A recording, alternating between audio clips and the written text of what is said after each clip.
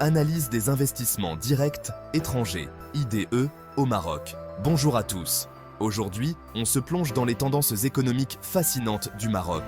Malgré l'enthousiasme et les nouvelles positives du début de l'année 2024, la réalité des investissements directs étrangers, IDE, au Maroc, nous montre un tableau différent.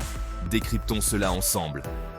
Au cours du premier trimestre 2024, le Maroc a connu une hausse impressionnante des IDE. On parle d'une augmentation de 56,2%, atteignant 5,8 milliards de dirhams. Ce n'est pas rien.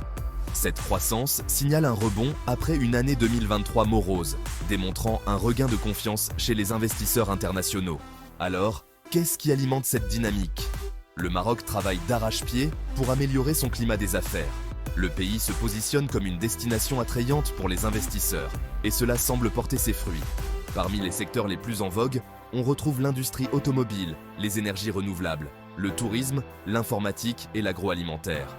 Cependant, en prenant un peu de recul et en observant la situation dans son ensemble, les choses commencent à paraître différentes. De janvier à mai 2024, le flux net d'IDE au Maroc a grimpé à plus de 10,1 milliards de dirhams.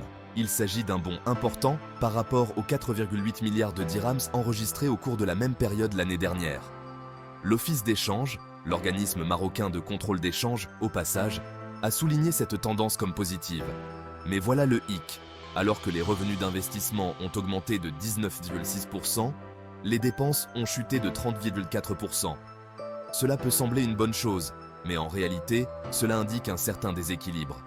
N'oublions pas les investissements directs marocains à l'étranger, IDME.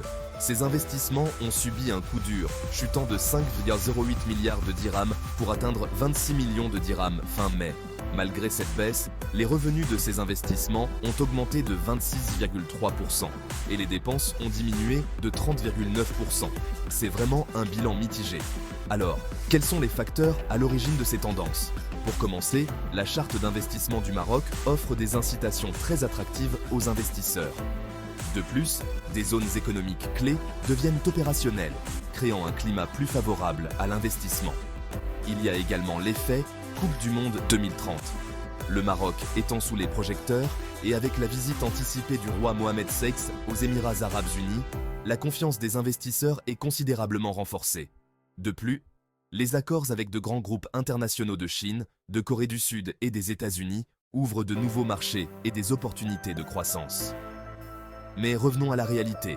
Malgré ces mesures, l'attractivité du Maroc pour les investisseurs étrangers n'est pas encore à la hauteur.